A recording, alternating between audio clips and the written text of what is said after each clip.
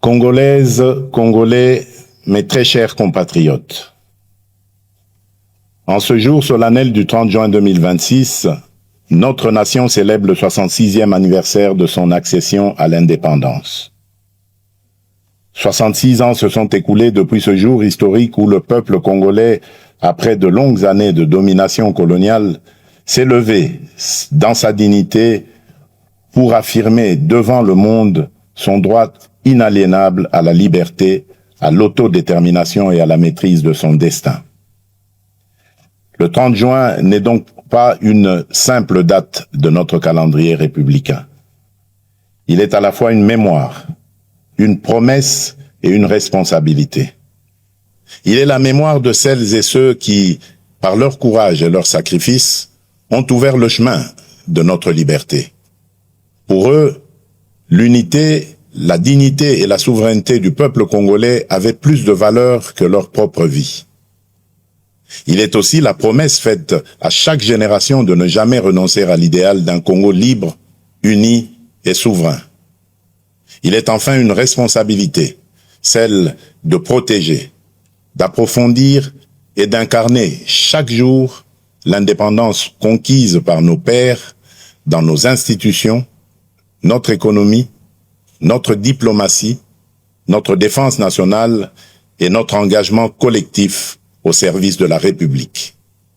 En ce jour de communion nationale, je m'incline avec respect devant la mémoire de nos pères de l'indépendance, de nos héros nationaux, de nos martyrs et de tous les combattants de la liberté, connus ou anonymes, qui ont fait de ce pays une patrie libre.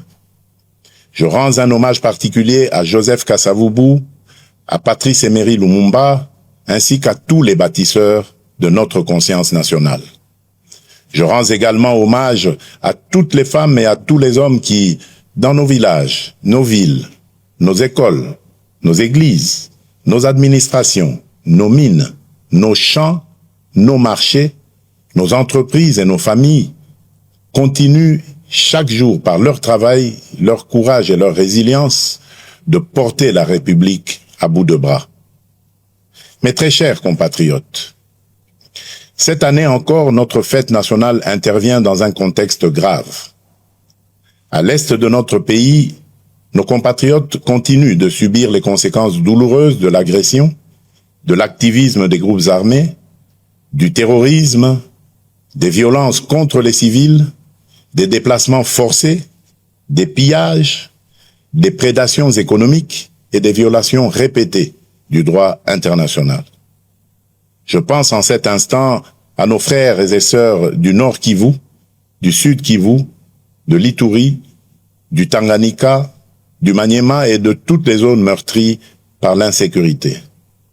Je pense aux familles endeuillées, aux déplacés contraints de vivre loin de leurs terres, aux femmes victimes de violences, aux enfants privés d'école, aux paysans privés de leurs champs, aux commerçants privés de leurs activités et aux jeunes privés de perspectives par la guerre et la peur. À chacun d'entre eux, je veux redire, au nom de la nation tout entière, vous n'êtes pas oubliés. Votre douleur est celle de toute la République et votre sécurité demeure une priorité absolue de mon action. Je rends un hommage solennel à nos forces armées, à notre police nationale, à nos services de sécurité ainsi qu'aux résistants patriotes Wazalendo engagés dans le cadre légal de la défense de la patrie. À vous qui tenez les lignes, qui défendez nos frontières et qui protégez nos populations, la nation reconnaissante vous dit merci. Votre courage est le rempart de notre souveraineté et votre engagement restera inscrit dans la mémoire de la République. Mes très chers compatriotes, l'année dernière, à la même période, je m'adressais à vous au lendemain d'avancées diplomatiques importantes, notamment dans le cadre de l'accord de Washington et des discussions de Doha. Ces démarches avaient ouvert une espérance et replacé la tragédie congolaise au cœur des agendas régionaux et internationaux. Elles ont surtout consacré une vérité essentielle: aucune paix durable dans la région des Grands Lacs ne peut se bâtir contre la souveraineté de la République démocratique du Congo, ni au détriment de la dignité de son peuple. Le choix de la diplomatie n'a jamais été un signe de faiblesse. Il fut le choix de la responsabilité, de la maîtrise et de la recherche, par tous les moyens légitimes, de la fin des souffrances imposées à nos populations. Les accords de Washington, les discussions de Doha et les engagements de Montreux n'ont de sens que s'ils produisent des résultats concrets, vérifiables et irréversibles, le silence des armes, la fin de tout soutien aux groupes armés, le retrait effectif des forces étrangères non invitées, le désarmement des combattants, le retour digne et sécurisé des déplacés et des réfugiés, la protection des civils, la restauration de l'autorité de l'État, la justice pour les victimes et des garanties crédibles de non-répétition. La République démocratique du Congo reste engagée en faveur de la paix. Elle respecte sa parole, honore ses engagements et demeure ouverte au dialogue lorsqu'il est sincère, équilibré et conforme aux intérêts fondamentaux de la nation. Mais la paix ne peut être ni une mise entre parenthèses de la vérité, ni une récompense accordée à ceux qui prennent les armes contre la République, encore moins un compromis sur notre souveraineté, notre justice ou notre intégrité territoriale. La paix que nous recherchons est une paix juste, une paix qui respecte les frontières, restaure l'autorité de l'État, sanctionne les crimes et transforme nos ressources naturelles en instruments de développement et non en carburant de guerre. C'est cette paix-là que nous voulons, cette paix-là que nous défendrons. Je remercie nos partenaires qui accompagnent ces efforts, notamment les États-Unis d'Amérique, l'État du Qatar, l'Union africaine, l'Union européenne, les Nations unies, la SADC, l'EAC, la CIRGL, ainsi que tous les pays amis engagés en faveur de la paix dans notre région. La République démocratique du Congo ne sera plus réduite à l'image d'un pays que l'on convoite, que l'on pille ou que l'on déstabilise. J'en ai fait le serment devant la nation. Et depuis mon accession à la magistrature suprême, je travaille à faire reconnaître notre pays pour ce qu'il est véritablement appelé à devenir, c'est-à-dire un pilier de paix, de croissance, de transition énergétique, de stabilité régionale et de prospérité partagée en Afrique et dans le monde. Le regard porté sur notre pays est d'ailleurs en train de changer. La République démocratique du Congo n'est plus seulement perçue comme un territoire de crise, elle est désormais identifiée comme un pays solution, grâce notamment à nos minerais critiques, le cobalt, le cuivre, le coltan, le lithium, qui participent déjà à façonner l'avenir du monde et confèrent à notre pays un levier historique de repositionnement et de transformation. C'est dans cette perspective que s'inscrit le partenariat stratégique que nous construisons avec les États-Unis d'Amérique, ainsi que ceux que nous entendons nouer avec nos autres partenaires. Tous doivent répondre à une exigence claire, servir les intérêts fondamentaux du peuple congolais, renforcer notre souveraineté, soutenir la paix, favoriser la transformation locale, sécuriser les chaînes de valeur et créer des emplois durables pour notre jeunesse. Le temps où nos minerais étaient extraits chez nous, exportés à l'état brut, valorisés ailleurs, puis revendus au monde pendant que nos populations demeuraient dans la pauvreté, appartient désormais au passé. C'est dans cette même perspective que la République démocratique du Congo assume la présidence de la Conférence internationale sur la région des Grands Lacs, la CIRGL, avec l'ambition d'en faire un cadre plus utile, plus responsable et plus efficace au service de la paix, de la sécurité, de la stabilité et du développement partagé. Nous y défendons des principes clairs de respect de l'intégrité territoriale des États, de non-ingérence, de lutte contre l'exploitation illégale des ressources naturelles, d'intégration économique, de sécurité collective et de responsabilité face aux engagements pris. C'est également cette voix que notre pays portera au Conseil de sécurité des Nations Unies notamment lors de la réunion de haut niveau que j'aurai l'honneur de présider le mois prochain sur les liens entre ressources naturelles, paix, sécurité et développement durable. Notre message sera clair. Les ressources naturelles de la République démocratique du Congo ne doivent plus être regardées comme une malédiction. Elles doivent devenir un levier de paix, de prospérité, de souveraineté, de justice et de transformation pour le peuple congolais. Mes très chers compatriotes, la santé de nos populations demeure une priorité essentielle de notre action publique. Aucune nation ne peut prétendre à une prospérité durable sans un système de santé solide, accessible et résilient. C'est dans cet esprit que nous avons poursuivi ces dernières années le renforcement de nos infrastructures sanitaires, des capacités de nos personnels de santé, de la surveillance épidémiologique et de la recherche médicale, notamment à travers l'expertise reconnue à l'Institut national de recherche biomédicale, l'INRB en sigle. Alors que ces efforts se poursuivent, notre pays fait face à une nouvelle épreuve sanitaire, la résurgence de l'épidémie de maladie à virus Ebola causée par la souche Bundibugyo. Cette nouvelle flambée épidémique touche principalement les zones de santé de Rwampara, Mongwalu et Bunia dans la province de l'Ituri. En ces circonstances douloureuses, j'adresse d'abord la compassion de la nation aux familles qui ont perdu un être cher, ainsi qu'à toutes les personnes touchées par cette épreuve. Face à cette menace, les mécanismes de riposte ont été rapidement activés. Fort de l'expérience acquise lors des précédentes flambées d'Ebola, notre pays dispose aujourd'hui de capacités renforcées pour prévenir, détecter, isoler, prendre en charge et protéger nos populations. Un plan global de riposte budgétisé à 319 millions de dollars américains a été élaboré. Les premiers moyens nécessaires ont été mobilisés en urgence par le gouvernement afin d'appuyer les opérations sur le terrain, limiter la propagation de la maladie et sauver le plus grand nombre de vies possible.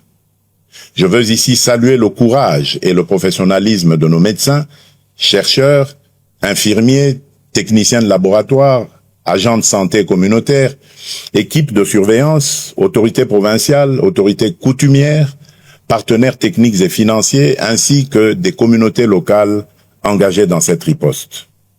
Dans des conditions souvent difficiles, parfois au contact même direct du danger, ces femmes et ces hommes protègent des vies, rassurent les familles, accompagnent les malades et renforcent la résilience de notre système de santé.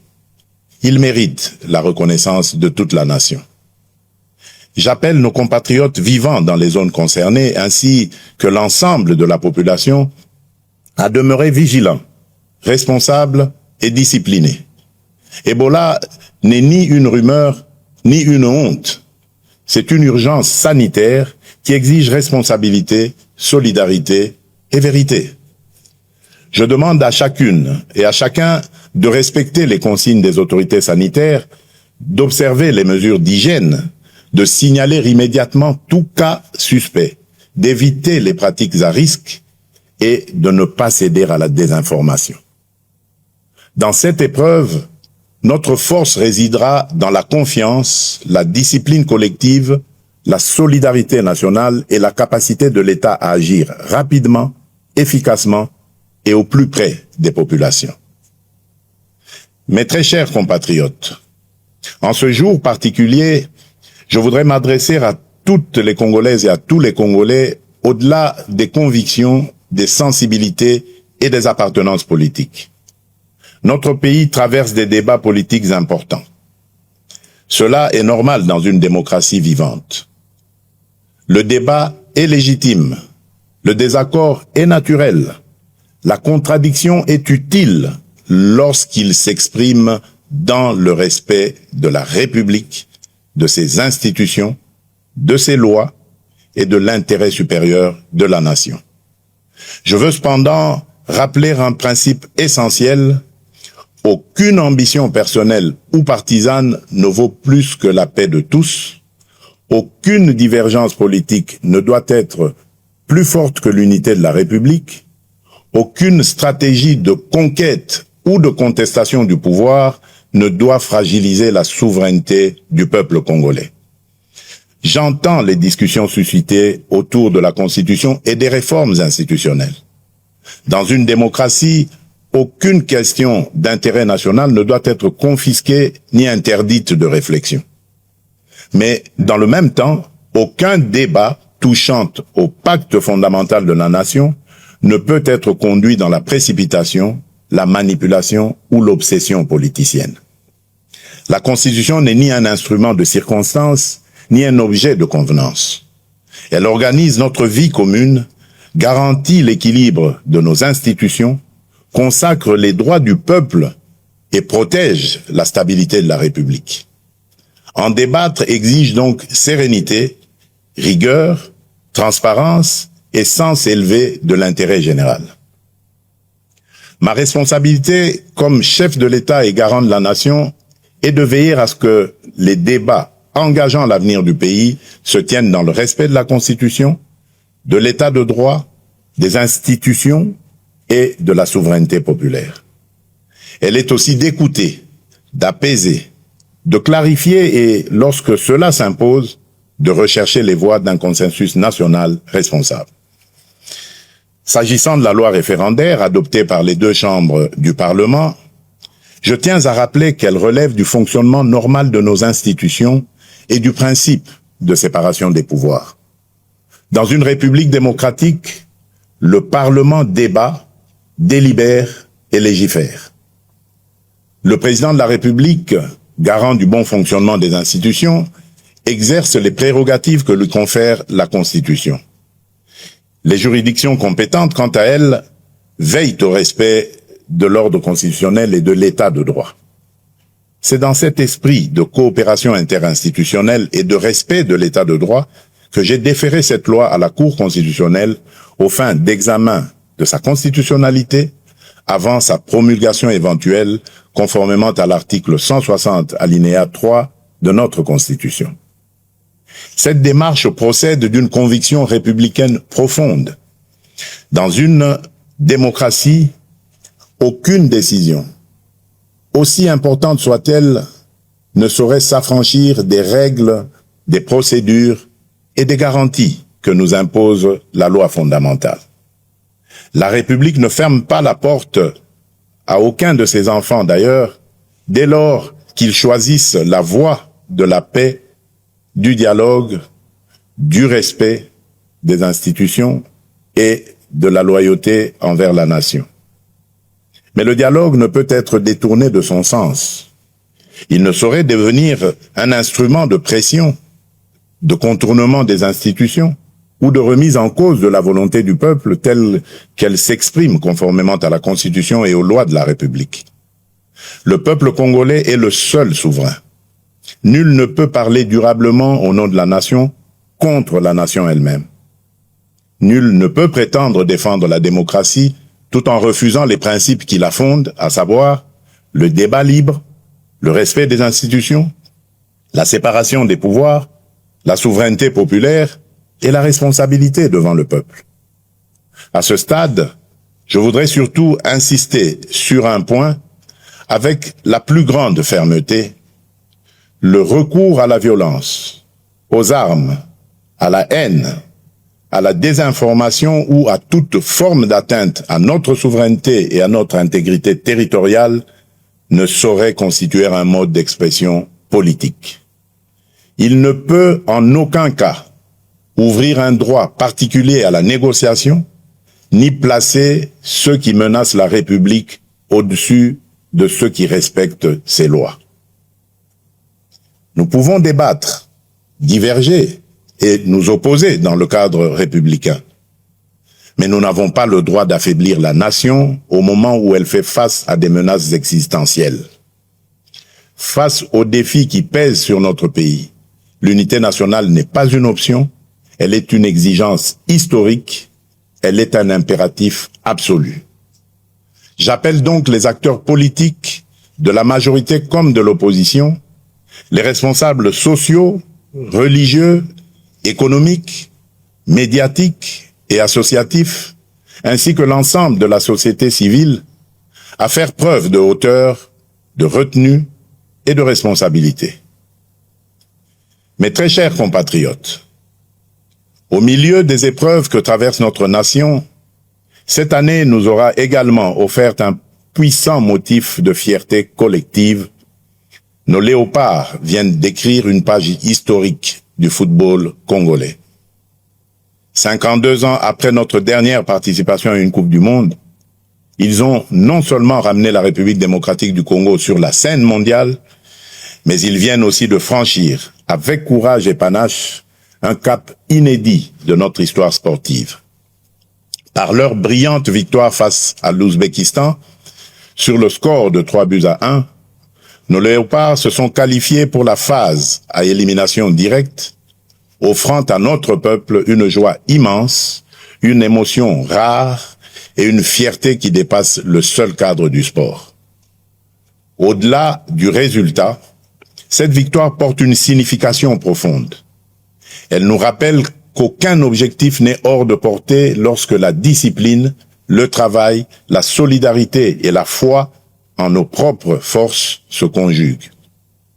Pendant plusieurs semaines, nos différences se sont effacées derrière un même drapeau. Le Nord et le Sud, l'Est et l'Ouest, les Congolais de l'intérieur comme ceux de la diaspora ont vibré d'un même cœur, dans une même ferveur et avec une même fierté. Voilà l'image du Congo que nous devons préserver et faire grandir.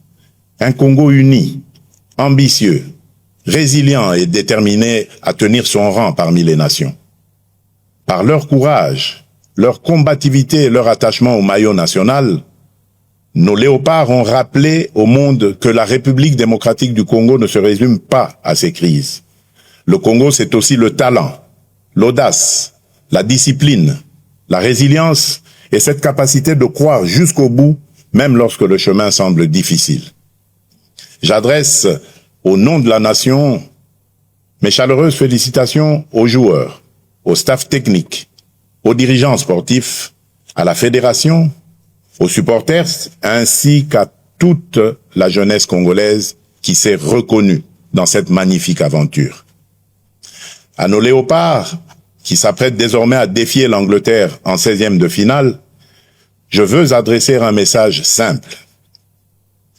Entrez sur le terrain avec la sérénité de ceux qui ont déjà honoré la nation, mais aussi avec l'audace de ceux qui savent que l'histoire n'a pas encore livré son dernier mot. Jouez avec discipline, courage, intelligence et surtout sans regret. Vous avez déjà fait battre le cœur des Congolaises et des Congolais. Vous avez déjà rendu tout un peuple fier. Mais nous continuons à croire en vous et en votre capacité à aller plus loin, à surprendre encore, à faire reculer les limites du possible et à écrire sous nos couleurs une nouvelle page de notre grandeur nationale. Quelle que soit l'adversité, la République démocratique du Congo vous accompagnera de sa ferveur, de ses prières et de son soutien indéfectible. Entrez sur le terrain avec la force de tout un peuple uni derrière vous. Le sport est une école de discipline, de cohésion, d'effort et de patriotisme. L'esprit des léopards doit inspirer la nation entière. Rester unis, défendre nos couleurs, croire en nos forces et combattre chacun à sa place pour l'honneur et la grandeur de la République.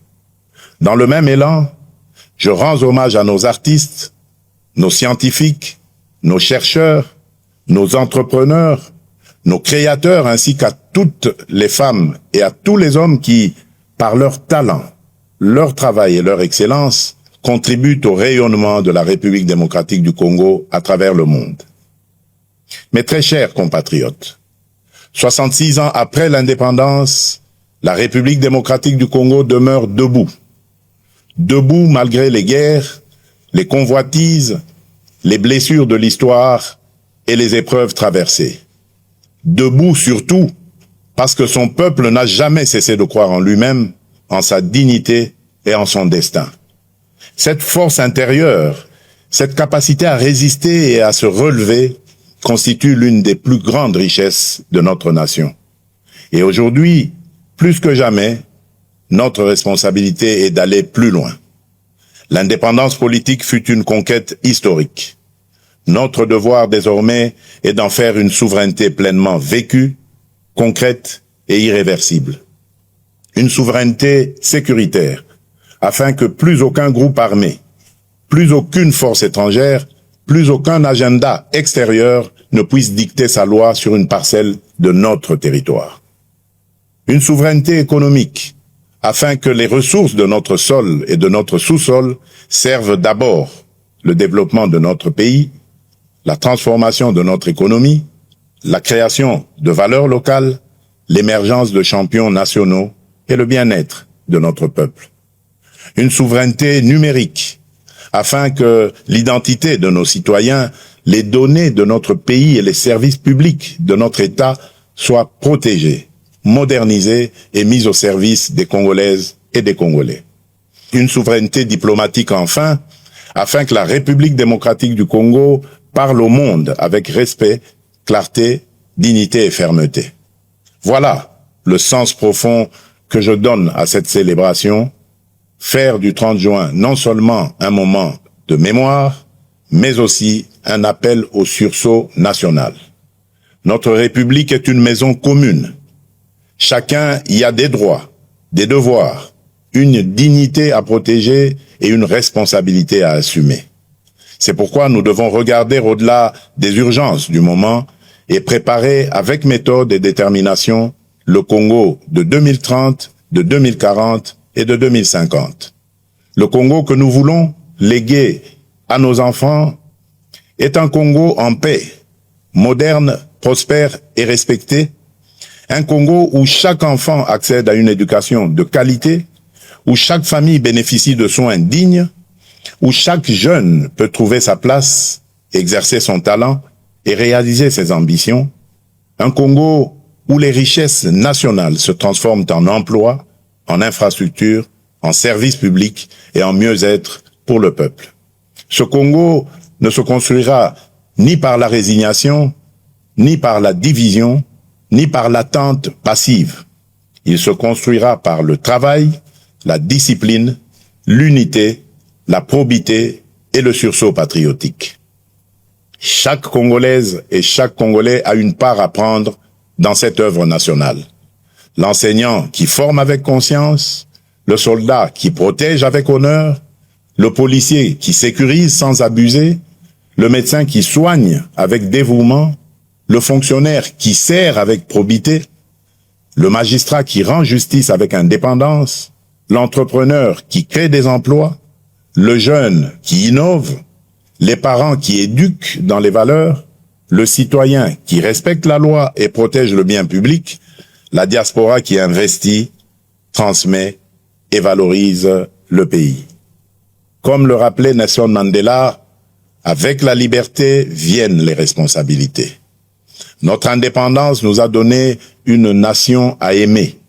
Elle nous confie aussi une république à servir, à protéger et à élever. Car le patriotisme n'est pas seulement un sentiment. Il est une conduite, une discipline, une manière de servir, de protéger, de respecter et d'élever la nation. En ce 30 juin, levons-nous avec confiance, courage et amour pour la patrie. Unis dans la vérité, fermes dans la souveraineté, responsables dans l'action, solidaires dans l'effort, confiants dans l'avenir. Bonne fête de l'indépendance.